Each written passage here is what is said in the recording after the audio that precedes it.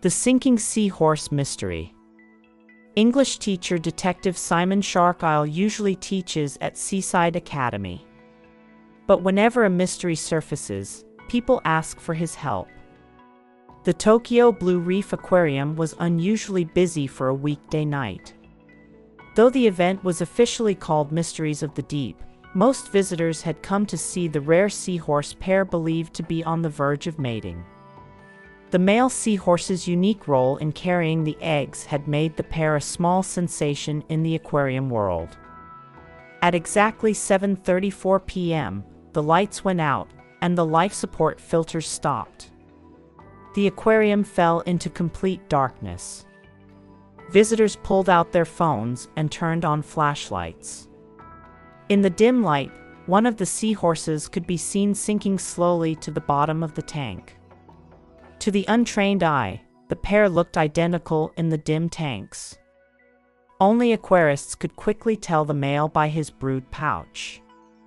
At 7:36 p.m., a threatening anonymous message arrived via the internal staff messaging system.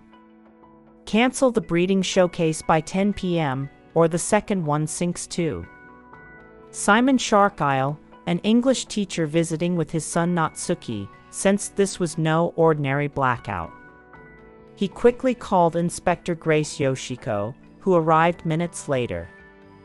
6 staff members were brought in for questioning. Kanako Public Relations, she says she was in her office preparing a social media post. During the outage, she stayed there and left only after the lights returned. Shizuka, aquarist assistant, she says she was locked in a storage room. When she went there to get fish food, someone locked the door. She had no phone signal and waited in the dark. Takumi Systems technician, he says he was checking fuses near the jellyfish exhibit during the outage. Using a flashlight, he descended the emergency stairwell and reached the basement electrical room, where he restored power. Miwa, senior aquarist, stated that she was recording aquarium data in the control room. This was confirmed by the digital key log. Yuto, event coordinator, was setting up a dolphin show in an outdoor area on another floor of the building. Oishi, cleaner, only remembered seeing someone near the main electrical control panel before the outage, but couldn't say who. He recalls the person near the electrical panel wore a staff windbreaker with a dolphin logo. Records from the water control system show the Seahorse tank's filter was manually bypassed at 7:28 p.m. before the blackout. The side room door uses card access. The corridor camera lost power at 7:34 p.m. But door access events are time-stamped. A few minutes later, Simon stood before the 6 and asked, "I have just one question. After the blackout, did anyone notice anything about the seahorses?" Takumi shook his head. "I wasn't near the tank when the power went out. I arrived much later," I told the officer on duty. "The jellyfish chrysals stall during outages. I always check them first." After resetting the breaker in the basement, I headed to the Seahorse tank where the commotion was. I heard Dr. Nakagawa, the veterinarian, say, "The male has sunk." Grace later stated that security cameras placed Takumi near the jellyfish exhibit before the outage. Miwa said, "I haven't noticed anything in particular either. I was in the control room. I reached the tank area just before Dr. Nakagawa. I was helping guide guests away, so I didn't really see what happened in the tank." Yuto shrugged. "I wasn't on that floor at all. After the lights came back, I saw one of them at the bottom. That's when I realized the showcase was over. It's a shame, we worked so hard on it." Shizuka hesitated. "I didn't see anything.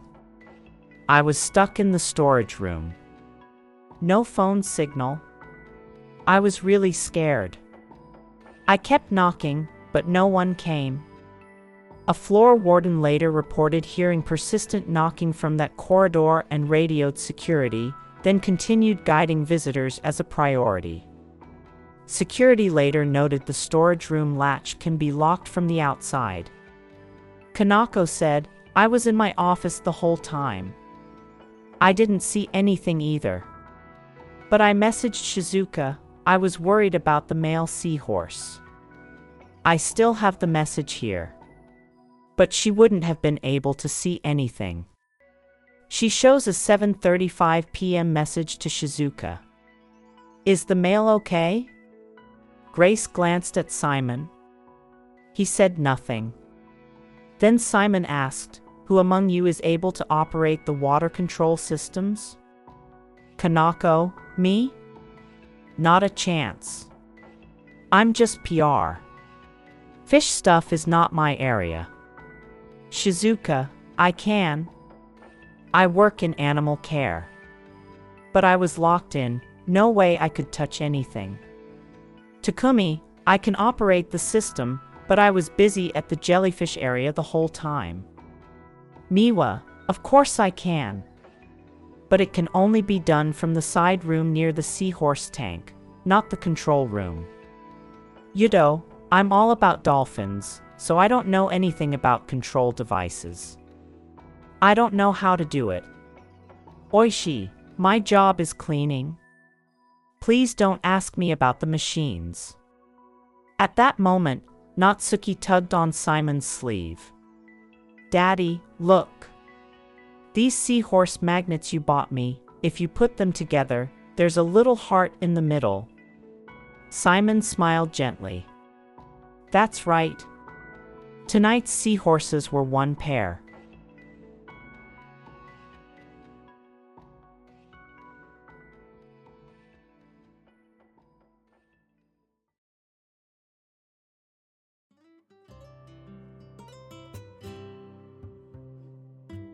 Have you solved the mystery? Do you know the answer? Submit your answer at the site below.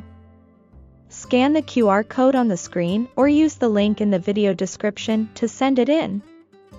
Outstanding answers will be featured in the comments section of future videos. See you next time for another mystery.